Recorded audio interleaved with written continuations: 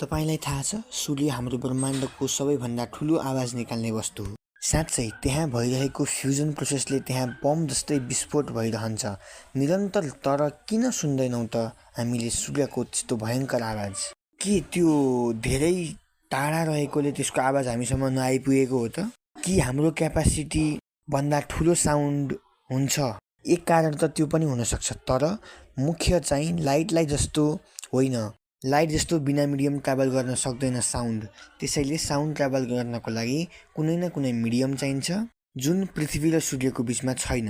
पृथ्वी र सूर्यको बिचमा छ त एक मात्र भ्याकुम, जसको अर्थ केही पनि छैन, लिटरली केही पनि नै छैन। त्यसैले गर्दा हामीले पृथ्वीमा सूर्यको आवाज सुन्न सक्दैनौँ।